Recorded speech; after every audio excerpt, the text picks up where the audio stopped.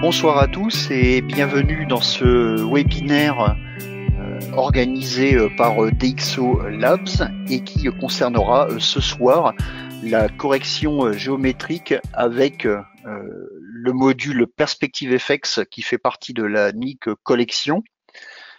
Et on fait d'une pierre deux coups puisque tous les outils sont les mêmes que dans DxO Viewpoint.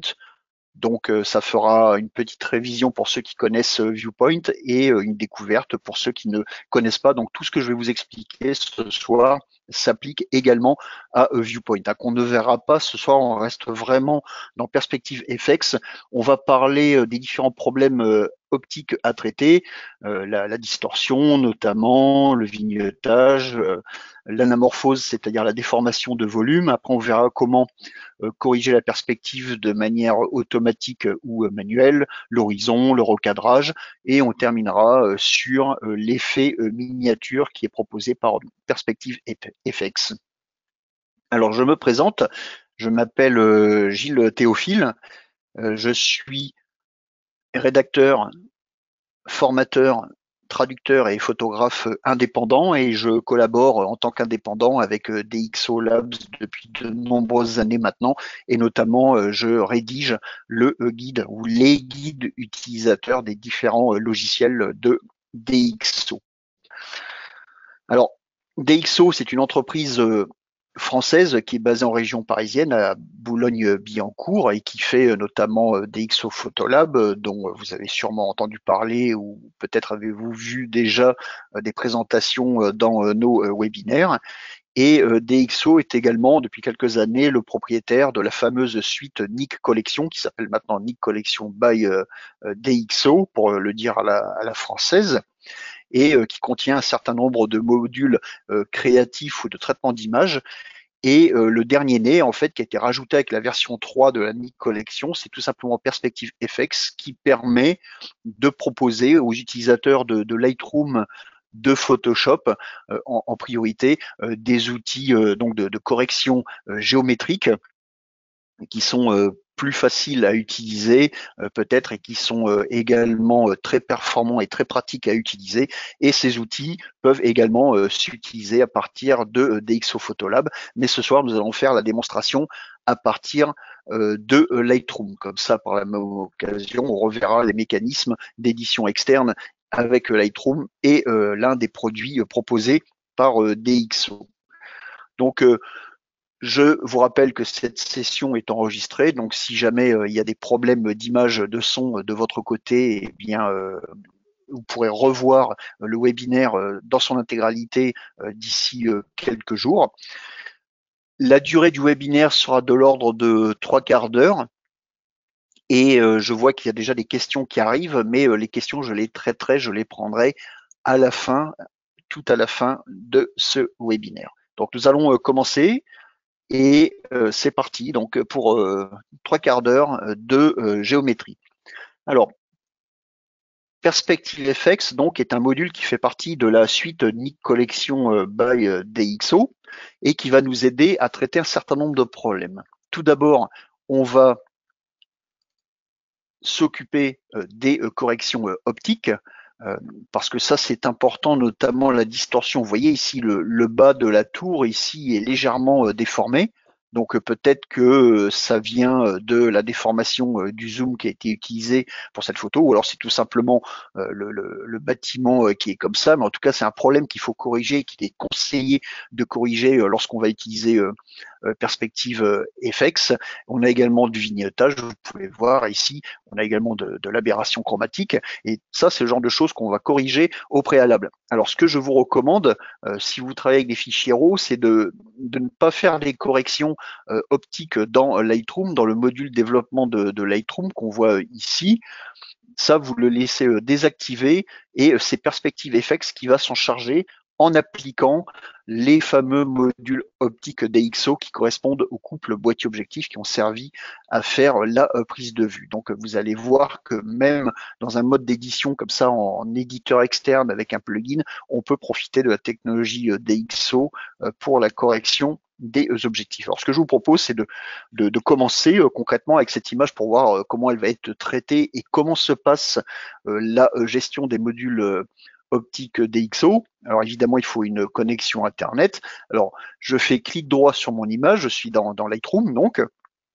Et ensuite, dans le menu contextuel, je vais dans Modifier dans, et là, je vais chercher Perspective FX qui se trouve ici, voilà, avec tous les autres plugins de la Nik Collection, plus d'autres plugins que vous pouvez voir, notamment DxO Viewpoint et FinPack. Alors tout est affiché par ordre alphabétique, indépendamment de l'éditeur du logiciel, bien entendu. Donc nous, on choisit Perspective FX. Donc on part d'un fichier RAW, donc de Lightroom évidemment, et là on a cette fenêtre qui s'affiche avec une seule option possible, c'est modifier une copie avec les corrections Lightroom. Et c'est la raison pour laquelle je vous ai proposé de désactiver la correction optique de Lightroom et de laisser faire celle de DxO qui est supérieure.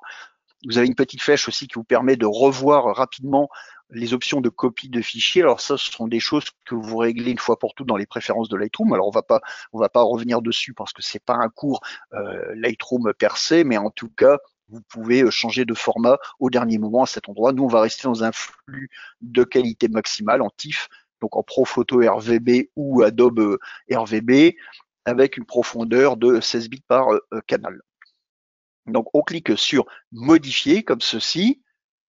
Donc Lightroom va générer ce fichier TIFF 16 bits qui va être empilé avec l'original, comme vous pouvez voir en bas à gauche ici, et on a Perspective FX qui s'ouvre. Donc Perspective FX qui est organisé de manière très simple comme les autres modules de la Nik Collection, c'est-à-dire qu'on a une grande zone d'affichage de l'image, on a la possibilité en haut de régler l'affichage à sa guise. Par exemple, si je clique sur le premier bouton, vous voyez, je peux faire une comparaison avant, après de l'image, ou l'afficher uniquement comme ceci. Je peux zoomer dans la photo à 100%. Vous voyez, donc ça permet de voir la netteté de vos photos, et on peut afficher également. Alors je vais revenir au mode d'affichage normal. Voilà, tout simplement en ajustant à l'écran, pardon, je me suis trompé de bouton. Et on a également un bouton de comparaison avant-après ici, et la possibilité d'afficher une grille qui peut servir de référence. Alors la grille, vous pouvez la paramétrer, hein, la taille de la grille, vous allez tout simplement dans les préférences de Perspective FX, en bas à gauche, vous cliquez sur cette icône ici, et là vous pouvez voir, vous pouvez ajuster la taille de la grille, donc la réduire ou l'augmenter, et vous pouvez également modifier la couleur de fond si vous trouvez que c'est trop sombre, eh bien vous éclaircissez un petit peu le gris ici. Donc vous cliquez sur enregistrer, vous n'avez pas besoin de démarrer. Alors en fait, ceux qui connaissent DxO Viewpoint ne vont pas être perdus, hein, puisque les outils, comme je vous le disais au départ, sont exactement les mêmes. Et ce qu'on va faire ici, alors je vais désactiver l'affichage de la grille. Ce qu'on va faire ici, c'est de visiter notre panneau ici à droite, et on peut voir distorsion. Dans la section distorsion, on a une indication. Un module optique DxO doit être téléchargé pour cette image. Alors si vous cliquez dessus, et à condition d'avoir une connexion Internet, bien évidemment, vous avez cette image qui va s'afficher et qui va vous proposer le module optique qui correspond à ce boîtier et à l'objectif qui a été utilisé, qui vous précise qu'il faut le télécharger. Donc effectivement, c'est ce qu'on va faire. On télécharge. Donc vous voyez, c'est un fichier qui reste de taille modeste, mais qui fait beaucoup de choses.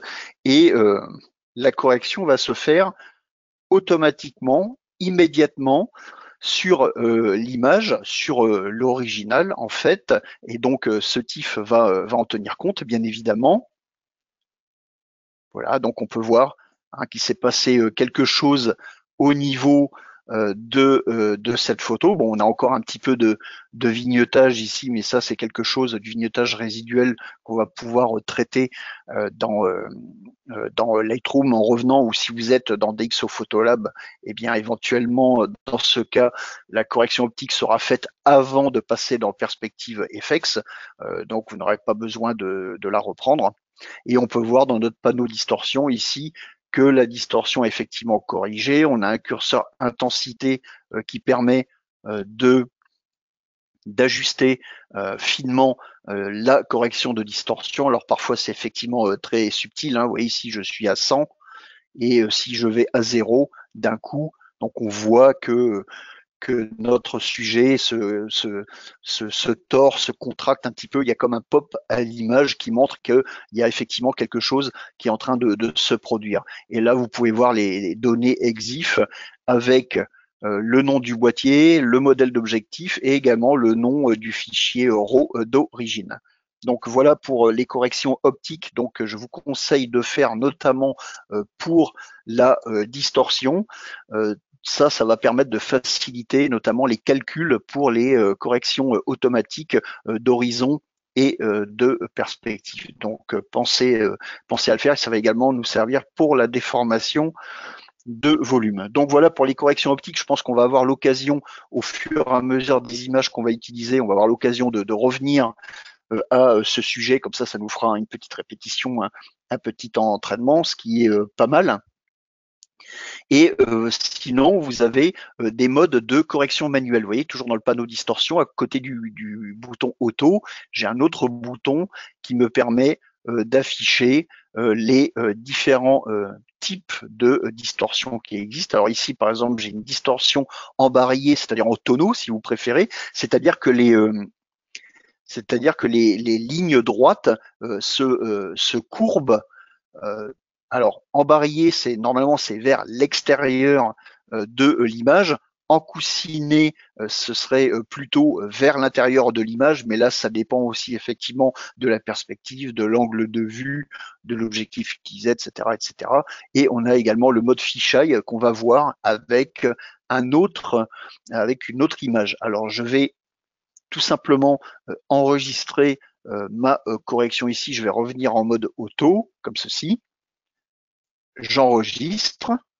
Donc le traitement est appliqué au fichier TIFF, donc qui revient dans Lightroom empilé avec l'original. Alors moi, ce que je voulais vous montrer, c'est par rapport au fisheye. Alors, je passe rapidement en mode gris pour chercher une image faite avec un fisheye, voilà, comme ici.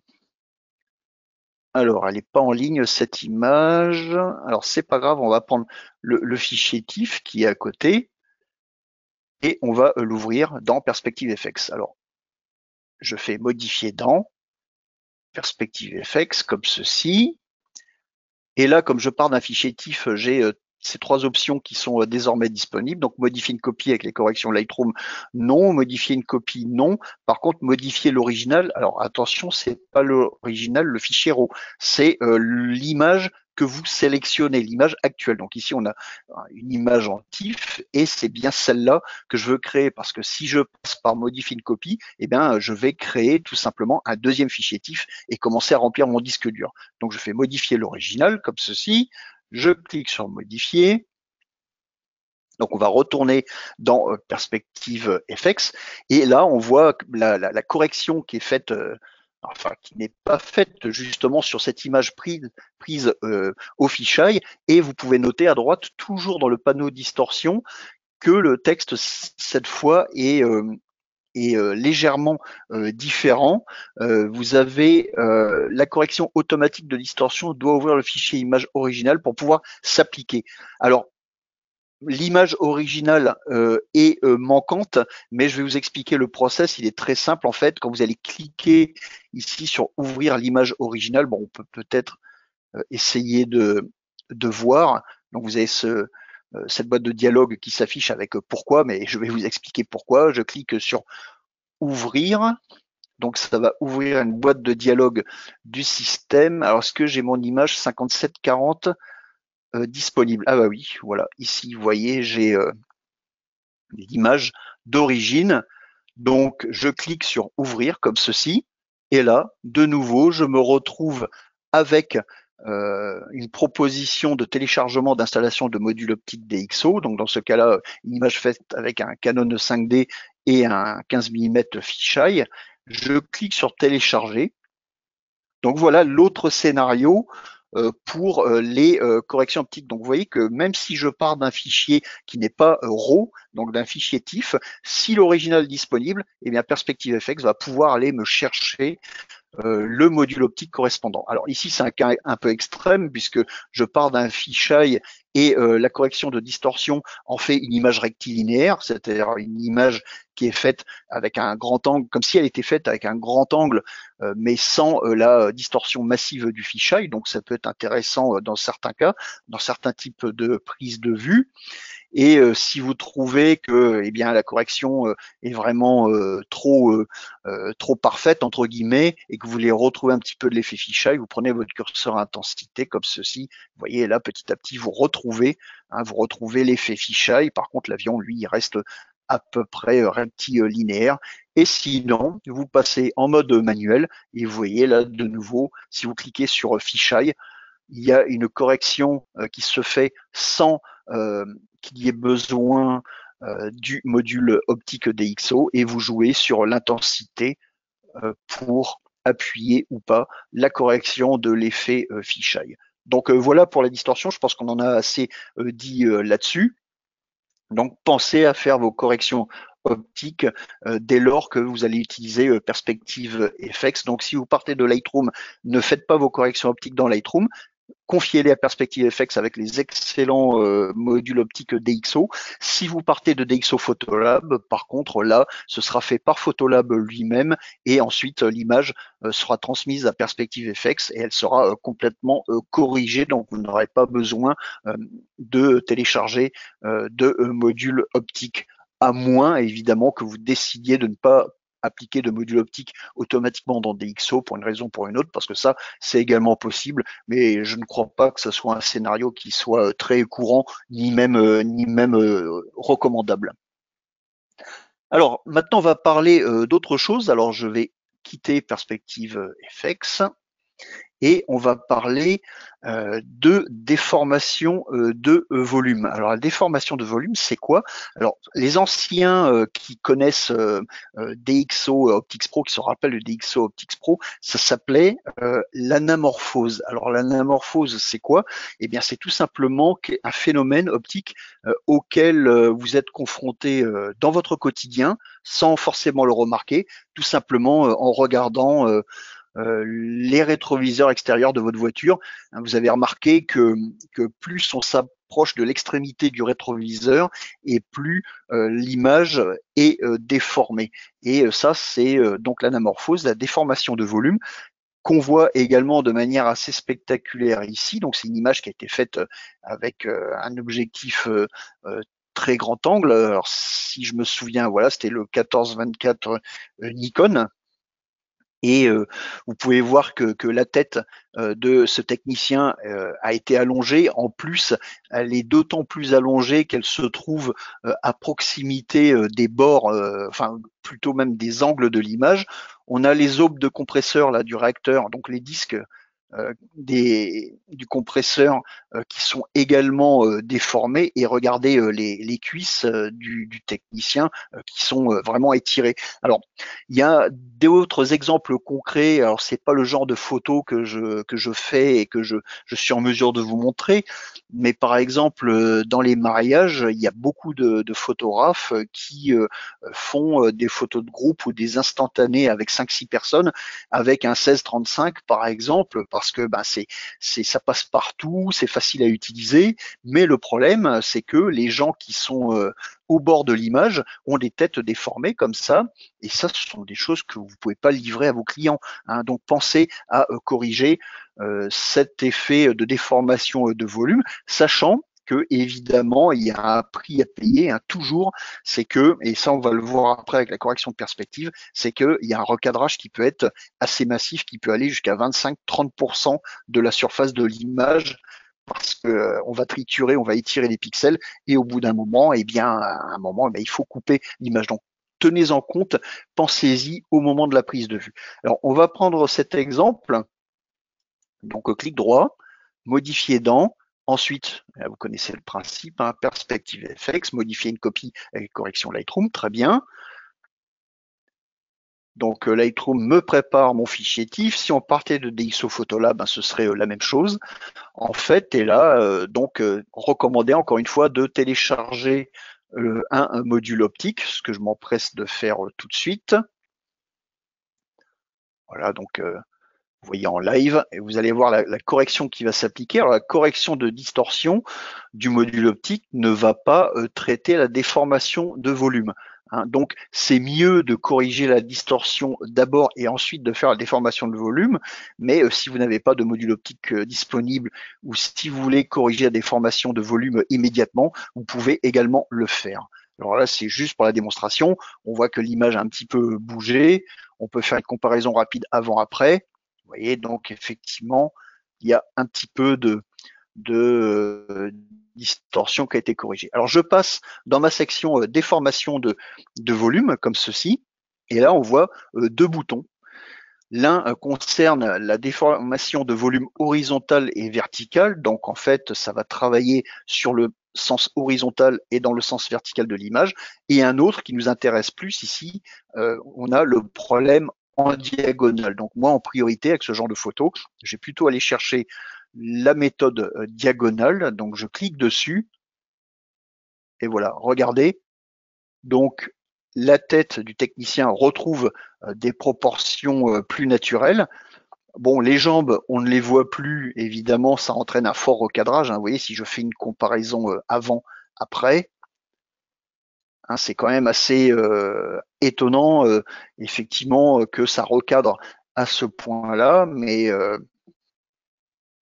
si vous êtes très très près de votre sujet avec un super grand angle, il y a forcément un prix à payer. Et regardez donc le compresseur du réacteur de l'avion ici. Vous voyez, ça c'est avant et après. Vous voyez, donc déjà, on a beaucoup moins d'étirement. Alors évidemment, vous avez la possibilité de jouer sur l'intensité de la correction. Alors ici, elle est réglée à 150 par défaut et vous pouvez effectivement la réduire. Alors plus vous la réduisez et plus vous retournez dans l'état de la photo originale. Donc à vous de voir. Vous voyez, vous gardez quand même la main sur les corrections. Alors je réinitialise au réglage par défaut en double-cliquant sur le curseur et on va voir ce que donne l'autre correction. Si elle est mieux, non, c'est pas mieux, vous voyez, parce que là, je garde donc la tête en forme de ballon de rugby de ce monsieur. Donc effectivement, ici, c'est bien la correction diagonale à utiliser. Alors n'hésitez pas à utiliser les deux, enfin à essayer les deux et comparer. Hein, c'est vraiment très rapide à faire et vous pouvez garder la main avec le curseur intensité. Alors, il y a une chose qui est très importante à savoir quand on utilise cet outil, on va changer d'image. Alors, sachez que Perspective FX est le seul module de la Nik Collection qui ne permet pas de charger plusieurs images. Donc, c'est pour ça que je passe mon temps à faire des allers-retours. On va aller chercher une autre photo. Voilà, comme ceci. Alors, regardez bien cette image. Donc, prise à l'intérieur d'un avion. On a effectivement, vous voyez, on voit la tête ici qui est un petit peu étirée, donc on commence à avoir un léger effet de déformation de volume et je me dis, bah, j'aimerais bien corriger un peu parce qu'en plus le bras me semble bien massif par rapport au mécanicien qui est là. Donc clic droit, modifier dans, je retourne dans Perspective FX comme ceci. Même chose, hein, maintenant vous connaissez la gymnastique. La déformation de volume, c'est vraiment pour moi un outil qui est indispensable quoi, hein, quand on travaille au grand angle. Donc là, effectivement, je pourrais également corriger la distorsion, mais je vais passer directement au niveau de la déformation de volume. Alors, je vais essayer l'horizontale, verticale, comme ça, et je vais voir la diagonale. La diagonale, pour moi, me donne, je trouve, un meilleur résultat. Maintenant, regardez bien ce qui se passe. Alors, je vais désactiver la correction. Regardez ici la structure du plancher de l'avion. Vous voyez, ici on est bien droit. Les plaques de bois qui sont posées pour pouvoir circuler à l'intérieur, elles sont bien droites. Maintenant, regardez, j'applique la déformation de volume et je vais désactiver le recadrage automatique pour qu'on voit toute l'image. Vous voyez, là, mon image est déformée. Et en haut aussi. Bon, là, ça se voit moins parce qu'on n'a pas de ligne horizontale qui permettent de le voir. On n'a que des courbes dans ce sens-là, donc c'est pas bien grave. Mais sachez que quand vous corrigez la déformation de volume, eh bien, vous réintroduisez, c'est un phénomène optique, vous ne pouvez pas passer outre, vous réintroduisez toujours de la distorsion. Donc, vous avez beau corriger la distorsion par tous les moyens possibles et imaginables, dans des cas un petit peu extrêmes comme ceci, où il y a des lignes droites horizontales, eh bien, forcément, ça va réintroduire cette distorsion. Et donc, après, vous pouvez toujours essayer de jouer avec le curseur intensité pour trouver le meilleur compromis entre correction ici de la déformation de la personne et déformation de ces lignes horizontales. Un autre exemple concret auquel je pense, c'est vous faites une photo de groupe donc au très grand angle en cadran serré.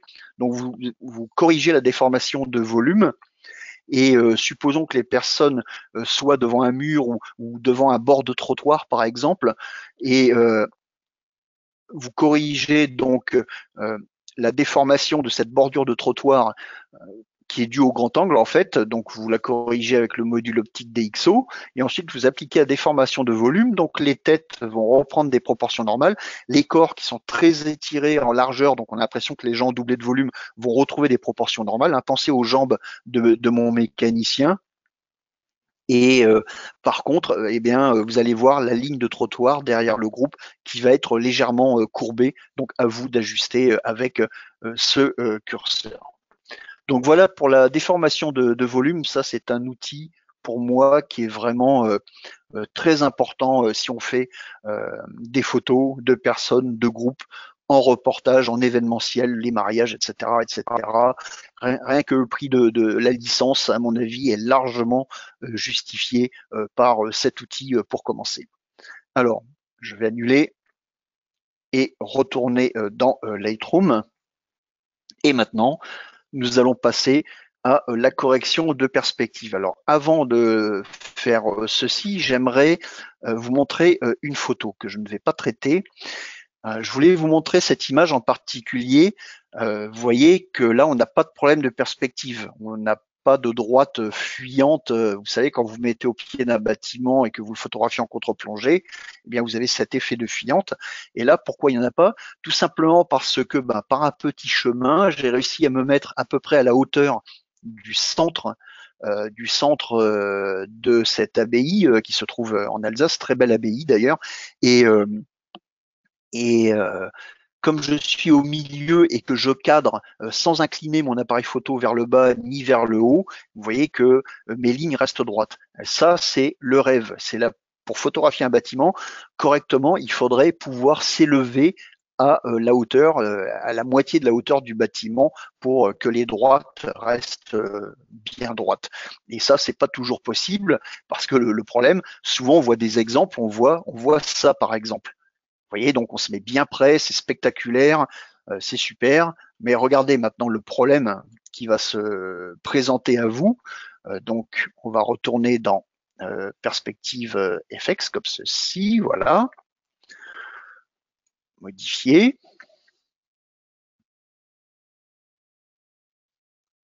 Alors, dès que c'est ouvert dans perspective FX, alors je vais vous épargner une énième application du module optique DxO. Maintenant, vous savez comment procéder. On va tout simplement aller dans perspective et on va cliquer sur le bouton auto parce que bien évidemment, on va pas se fatiguer non plus. On a des modes automatiques qui marchent très très bien, donc autant en profiter. Alors j'essaye avec auto. Voilà, comme ceci. Donc mon image, effectivement, mon bâtiment se redresse. OK, mais maintenant regardez, si j'applique le recadrage automatique, vous voyez, eh bien mon bâtiment sort du cadre de l'image. Pourquoi? Parce que tout simplement, à la prise de vue, eh bien j'ai été très près du bâtiment, j'ai cadré très serré, et ça, au bout d'un moment, si vous êtes trop près, non seulement les fuyantes seront d'autant plus marquées, mais en plus, vous allez vraiment perdre de la surface d'image et vous allez vous retrouver avec des images comme ça, avec des bâtiments qui sont coincés entre les bords de la photo et ça ne peut pas fonctionner. Donc, le conseil que je vous donne, c'est à la prise de vue, prenez évidemment autant que possible, hein, ça dépend de la configuration de l'endroit où vous vous retrouvez, mais essayez de reculer le plus possible. Je vais prendre un autre exemple comme celui-ci. Par exemple, vous voyez, là, j'ai cadré vraiment mon bâtiment très serré. Je suis au pied du bâtiment, j'ai pas pu me mettre à la même hauteur. Alors, est-ce que Perspective FX va réussir à me sauver mon existence et ma photo? On va voir. Alors les photos que je vous montre là, c'est des exemples que j'ai piochés dans mon catalogue. C'est pas des chefs-d'œuvre, hein, mais ils ont le mérite, ces images ont le mérite de vous montrer exactement les problèmes à traiter et si on peut y arriver ou pas. Donc là, je clique sur Auto. Et là, vous voyez, bah ça a bien marché, c'est parfaitement redressé. Si on applique la grille, on voit c'est pratiquement parfait. Vous voyez, aussi bien horizontalement que verticalement, il n'y a aucun problème avec ça. Par contre, on a un problème de cadrage et de composition parce que le bâtiment, eh bien, il est à l'étroit dans le cadre de l'image. Vous voyez, si je désactive le recadrage, vous voyez que la déformation de l'image donc qui est matérialisé, si vous voulez, par ce fond perdu noir ici, montre que vraiment l'image est très déformée, les pixels sont très déformés et qu'il va falloir beaucoup recadrer. Donc faites quand même attention à ça. Quand vous corrigez la perspective, reculez suffisamment pour laisser un petit peu d'air de chaque côté. Alors, on va revenir dans Lightroom et là on va voir quelques cas de correction de perspective. Je vais prendre par exemple cette photo, très simple, vous avez reconnu l'endroit, je ne vais pas vous dire où ça se trouve, vous le savez aussi bien que moi, et je vais l'envoyer dans Perspective FX, donc modifier dans, et rebelote Perspective FX, modifier. Donc là, l'image, le problème qu'elle a, en fait, c'est que on a la tour ici au centre qui est à peu près droite. On a par contre l'extrémité ici qui est inclinée et on a également la partie ici à droite qui est inclinée. Alors on va voir ce que ça donne en mode automatique. Voilà, donc vous voyez, ça recadre quand même pas mal. Hein, je vais appliquer le recadrage automatique. Mais par contre, le travail est bien fait. Et là, l'image a été cadrée avec cette histoire de redressement de perspective à l'esprit. Et donc, vous voyez qu'on garde une composition correcte. Pas un chef-d'œuvre, certes, hein, une photo de touriste, hein, mais la composition reste néanmoins correcte. La preuve. Alors, si vous voulez pas travailler en mode automatique, évidemment, vous avez la possibilité d'utiliser les lignes de repère ici dans l'outil perspective, donc forcer les parallèles verticales. Alors, je clique sur ce bouton, on voit deux lignes qui s'affichent dans l'image. Alors, ces lignes, vous pouvez les déplacer à la souris où vous voulez dans l'image. Alors, celle de gauche, on va la placer près du bord du château, comme ceci. Vous voyez. Et là, maintenant, je vais aller dans la pastille qui se trouve en haut, je vais cliquer dessus et vous voyez, la pastille se transforme en loupe et je vais déplacer ma ligne comme ceci. Et éventuellement, hein, je peux aller chercher une référence très précise ici sur la tour. Vous voyez, je relâche la souris. Pour l'instant, il ne se passe rien. Je contrôle le positionnement de la pastille du bas comme ceci. Et ensuite, je vais placer ma ligne à droite, quelque part par là. Donc, je clique dessus pour activer la loupe. Je vais aller me placer là sur le chapiteau et je vais aller chercher, allez, ici. Je relâche et ensuite, je clique en bas sur prévisualiser, tout simplement. Donc, vous voyez que le recadrage est quand même important. Il est même plus important qu'en automatique d'ailleurs. Après, vous pouvez toujours réajuster la position de ces lignes. Mais là, voilà un exemple de correction manuelle. Donc, vous voyez que c'est très simple, très rapide, très efficace. Je vous rappelle, si à moins que vous ne le sachiez pas, mais vous pouvez changer la couleur de la ligne, hein, ici en bas à gauche. Vous voyez, vous cliquez dessus. Alors j'ai un petit nuancier système qui apparaît sur l'autre écran et je vais prendre par exemple du rouge. Voilà, ok. Donc sous Windows, ce sera un petit peu différent l'aspect, mais le principe est le même. Vous voyez, mes lignes deviennent rouges, donc n'hésitez pas à changer la couleur si vous le souhaitez. Si vous ne voulez pas de la correction, vous cliquez sur initialiser. Si vous la voulez quand même, eh bien vous allez cliquer sur appliquer comme ceci. Voilà. Donc voilà la correction qui est faite et vous enregistrez et vous sortez de perspective FX et l'image, le TIFF corrigé vient s'empiler automatiquement dans Lightroom avec l'image originale.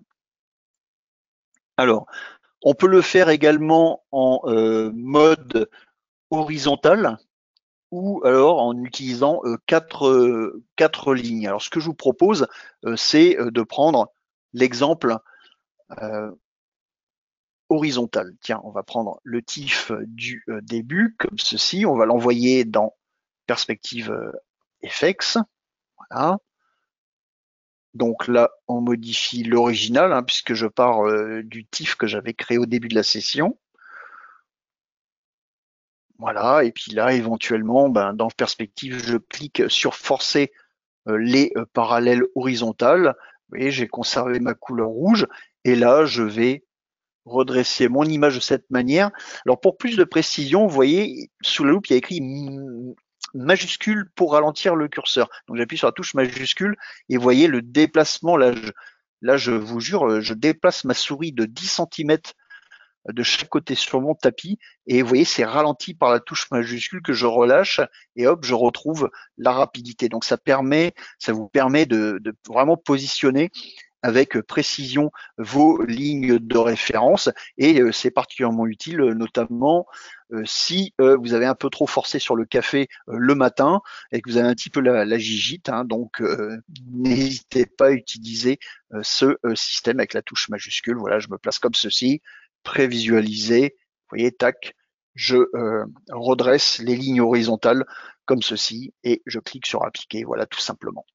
Alors, autre système, c'est avec quatre lignes. Voilà, avec 4 lignes. Donc, il faut juste que je regarde le numéro de la photo que je dois utiliser.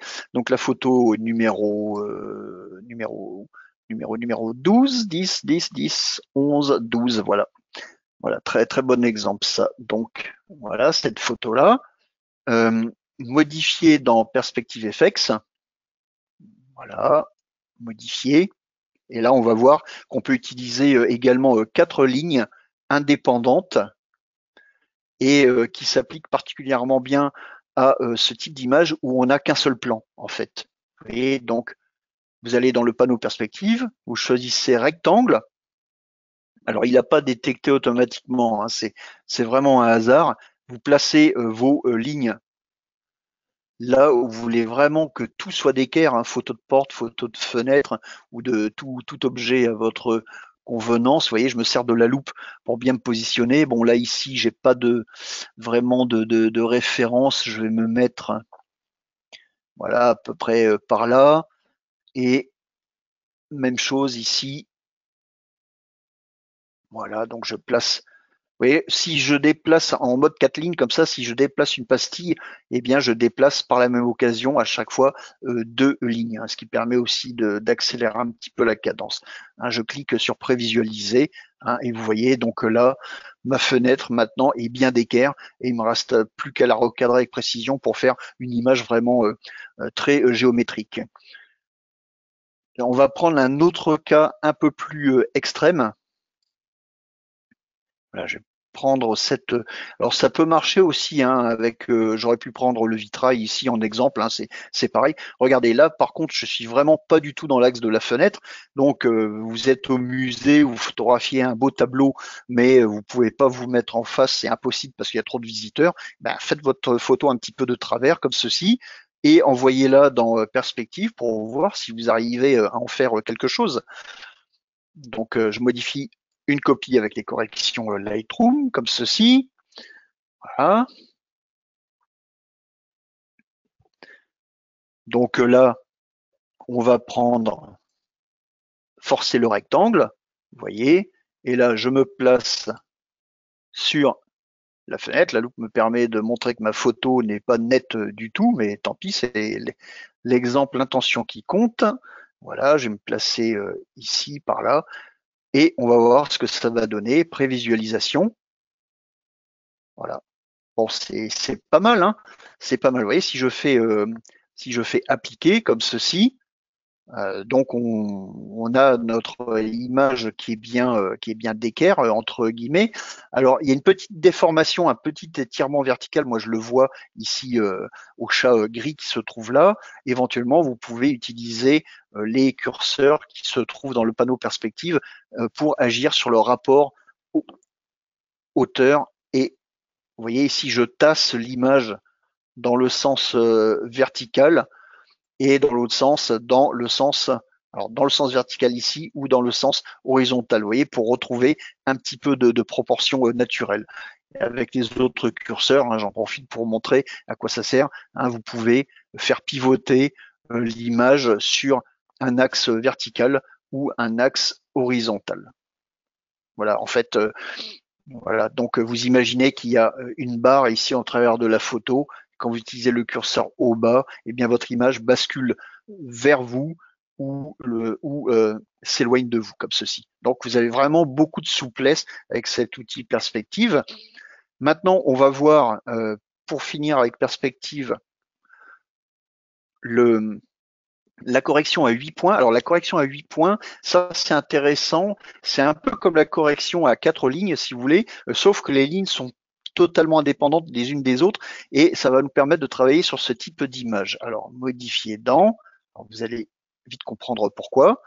Voilà, comme ceci, modifier une copie.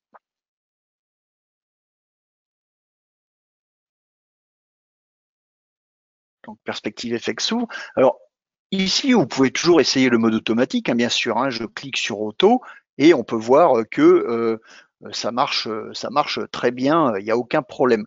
Mais moi, je ne veux pas du mode automatique, donc je vais annuler la correction. Alors toujours dans le panneau, vous avez une petite flèche en haut à droite de chaque section. Vous cliquez dessus pour réinitialiser et on va prendre le mode 8 points, comme ceci. Donc on se retrouve avec 4 lignes. La différence, c'est qu'elles sont totalement indépendantes. Donc il y a 2 groupes de lignes, horizontales et verticales. Et vous voyez, en bas à gauche, vous pouvez régler, ajuster la couleur comme vous le souhaitez. Donc là, ce qu'on va faire, on va placer celle-ci le long du bâtiment.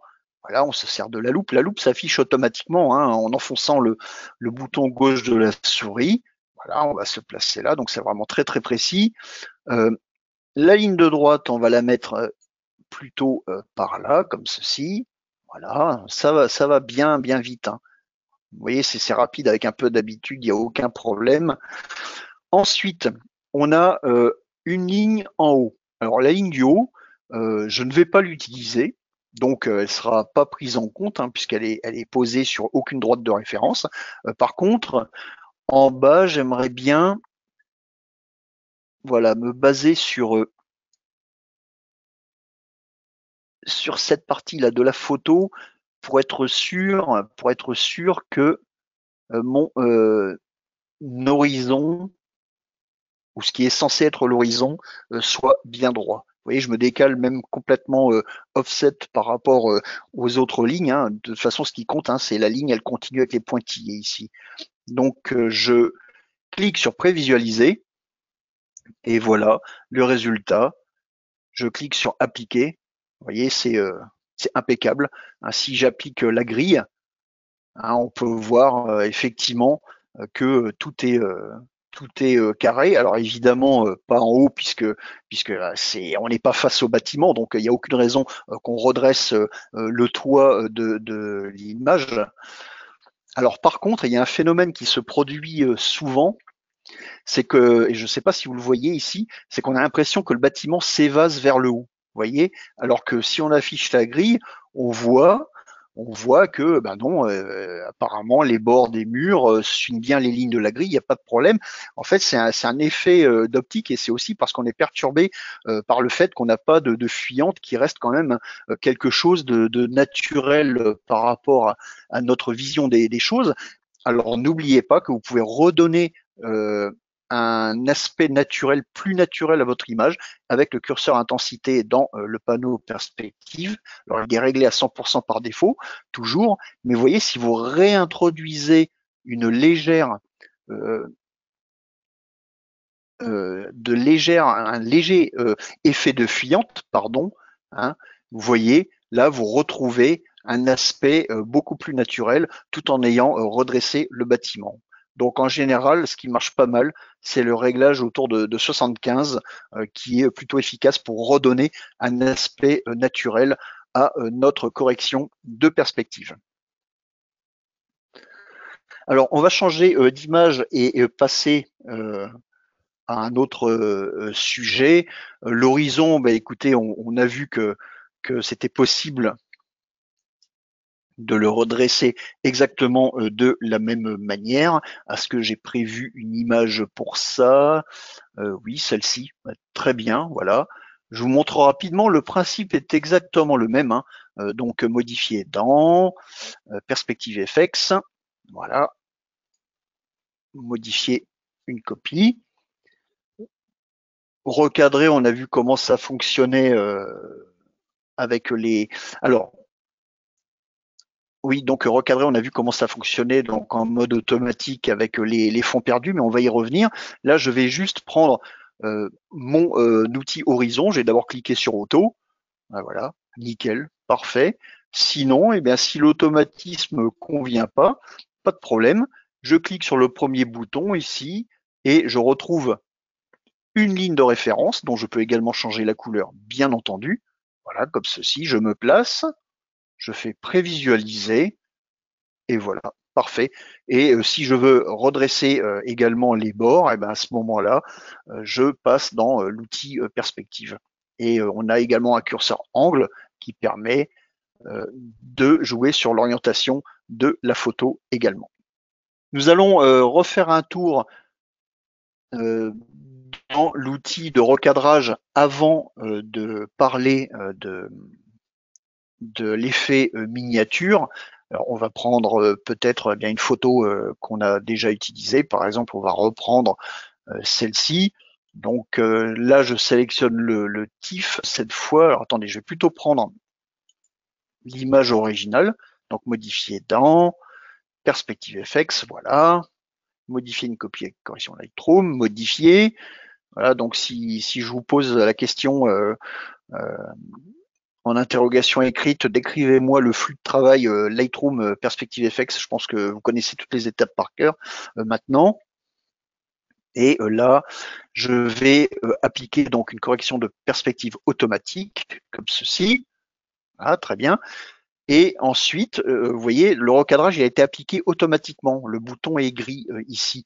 Si je ne veux pas du recadrage automatique ou si je veux voir à quoi ressemble mon image sans recadrage automatique, vous voyez, donc j'ai ce fond perdu noir hein, qui montre à quel point l'image est déformée pour pouvoir redresser le sujet.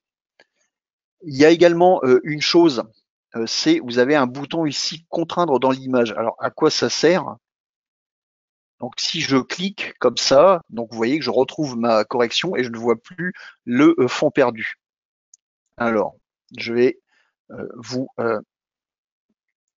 expliquer comment, à quoi ça sert ce petit bouton contraint dans l'image. En fait, c'est quand vous utilisez l'outil de recadrage manuel ici. Vous voyez donc que j'affiche la grille des tiers et si je prends par exemple une poignée latérale, vous voyez là je peux sortir, déborder sur le fond perdu. Alors ici je suis en mode conserver le ratio de l'image, c'est-à-dire que je respecte Perspective FX, respecte les proportions largeur-hauteur de l'image originale. D'accord? Si vous souhaitez changer, soit du libre, soit un format prédéfini, un format carré, le 16 neuvième, peu importe, ou en libre, où vous pouvez vous déplacer dans tous les sens. Vous voyez, donc quelle que soit la poignée utilisée. Donc là, j'arrive à déborder sur le fond perdu noir. Et si je clique sur contraindre dans l'image, eh bien, Perspective FX va tout simplement faire en sorte que la grille ne dépasse pas sur le fond perdu noir. Donc, vous voyez, donc je réactive l'outil de recadrage manuel, je prends une poignée et vous voyez, j'ai beau taper sur le bord, j'arrive pas à passer sur le fond perdu noir. Donc, c'est à ça que sert le bouton contraindre dans l'image. Alors, j'annule, je vais quitter Perspective FX et on va parler de l'effet miniature. Alors l'effet miniature, c'est pas tellement une correction géométrique, hein, c'est un effet, c'est un rendu. Alors on aime ou on n'aime pas, et ça permet tout simplement de donner un aspect de maquette ou de diorama à certaines de vos photos. Alors attention, ça marche pas avec toutes les photos, hein. Si vous essayez de faire ça, par exemple avec les images de Chambord, ça va pas marcher. Par contre, ça marche très bien sur des images de ce genre. Voilà, ça par exemple. Vous voyez, donc là, on arrive à faire des choses intéressantes parce que en fait, c'est comme si c'était un diorama, en fait, hein, c'était une maquette qui représente un paysage industriel comme ça, aéroport, gare. Et d'ailleurs, les effets miniatures, hein, vous avez remarqué souvent, c'est très très efficace. Vous allez à la gare. Alors normalement dans les gares, je crois qu'on n'a pas le droit de photographier, mais si vous arrivez à aller sur un pont qui enjambe la voie ferrée avec une gare, des quais, là vous allez voir l'effet miniature, ça marche super bien, c'est vraiment impressionnant. Alors moi j'ai pas de photo de train à vous montrer, donc on va se contenter de l'aéroport de Bâle-Mulhouse pris il y a une douzaine d'années en hélicoptère. Donc modifier dans Perspective FX comme ceci, on clique sur modifier. Donc Lightroom me génère mon TIFF. Si on était dans DxO Photolab, ce serait la même chose. Et là, par exemple, eh ben, déjà, première chose, je vais peut-être redresser mon horizon. Voilà. Donc c'est peut-être un peu trop. Donc je vais plutôt me baser sur. Ah si, pourtant on était bon, mais là j'ai un peu l'impression au fond que on n'est pas tellement bon. Voilà, prévisualiser, voilà, comme ça c'est mieux, je trouve. Donc appliquer, voilà. Et on va maintenant passer tout en bas dans la section ou dans le panneau effet miniature. Et on va cliquer sur ce bouton ici, comme ceci. Et là, regardez, on a des lignes qui s'affichent. Et ces lignes, vous pouvez les déplacer. Donc, vous voyez, vers le haut, vers le bas, vous pouvez les incliner. Voilà. Et vous pouvez les rapprocher, bien évidemment. Et si vous saisissez la pastille centrale, hein, vous pouvez déplacer votre effet partout ailleurs dans l'image. Ou plutôt, si vous préférez aller sur l'avion, ici. Voilà, donc à votre guise.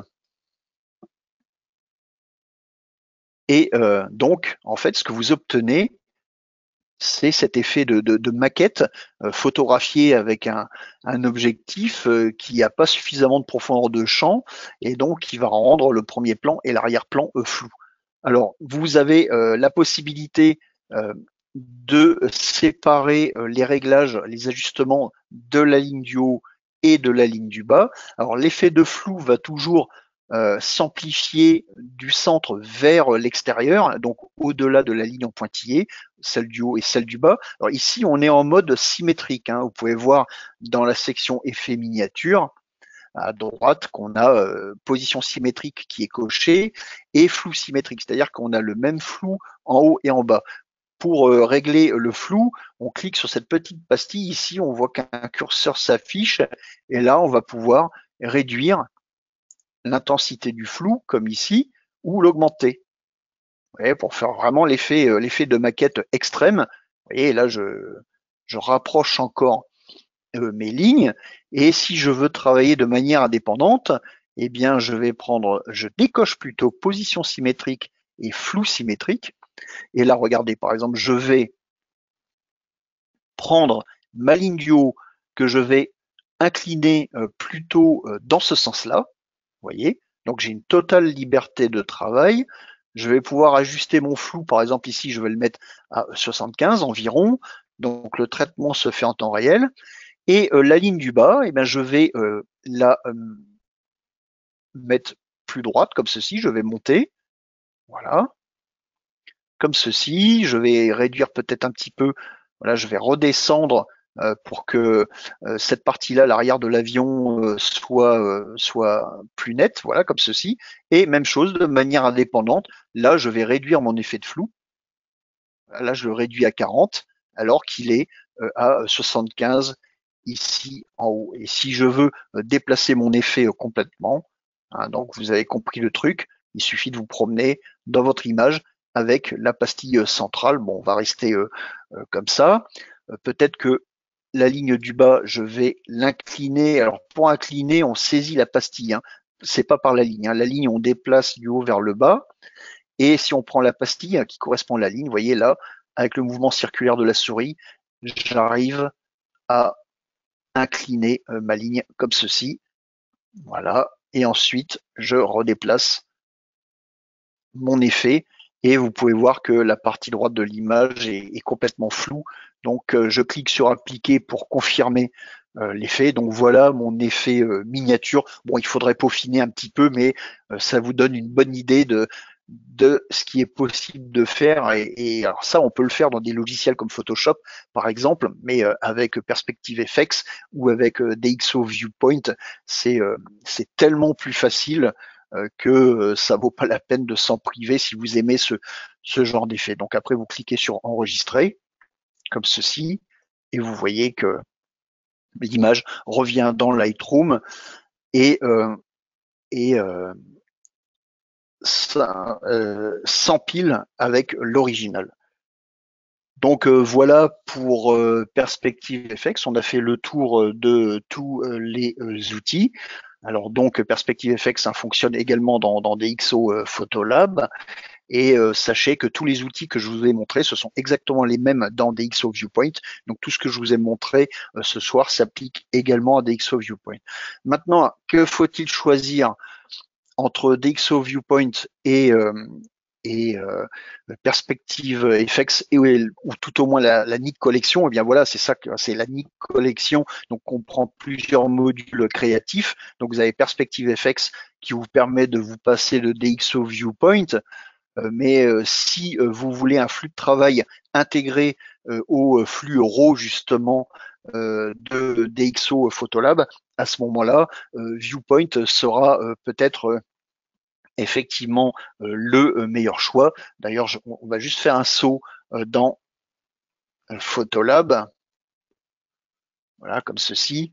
Et là, je vais prendre une photo. Je vais passer, alors évidemment, je peux, dans la Nik Collection, je peux accéder à Perspective FX hein, de la même manière qu'en passant par Lightroom. Mais ce que je voulais vous montrer en fait en petit bonus aujourd'hui, voilà, c'est que si vous passez dans l'onglet personnalisé et que Viewpoint est installé sur votre ordinateur, vous voyez, vous retrouvez les outils qui existent dans Perspective FX et notamment plus important ici. Alors après les outils, ça va dépendre de la version de Viewpoint que vous avez, hein, du Viewpoint 1, 2 ou 3. Quand il est installé sur votre ordinateur avec DxO Photolab, eh bien ces outils s'intègrent automatiquement sous forme de palette et là vous pouvez faire tout ce travail de correction de perspective avec enfin en restant dans un flux purement RAW, ce qui n'est pas le cas de Perspective FX. Hein. Vous voyez, si je clique ici et je place mes lignes, vous voyez, le fonctionnement est exactement le même. C'est les mêmes outils hein, de toute façon, donc il y a aucun souci de ce côté-là. Vous voyez, donc ça recadre automatiquement. Vous avez le fond perdu, vous pouvez changer la couleur de la ligne, etc., etc. Donc ça fonctionne également de cette manière, mais en restant dans un flux RAW. Donc voilà pour ce soir, et je voulais simplement vous signaler que le prochain webinaire aura lieu dans 2 semaines exactement, le jeudi 18 mars à 19h et que là, on va parler du flux de travail d'XO Photolab et de la Nik Collection. Donc, on prendra plusieurs exemples d'images et on fera des corrections d'ordre créatif. On fera un large tour d'horizon de la Nik Collection par DxO utilisée conjointement avec DxO Photolab. Donc voilà pour cette session. Je vous remercie de votre présence et je vous rappelle que ce webinaire est enregistré, qui sera disponible dans quelques jours par l'intermédiaire du site DxO, donc de la DxO Academy. Vous pourrez aller voir ce webinaire ainsi que tous les webinaires précédents. Je vous remercie et je vous dis à très bientôt.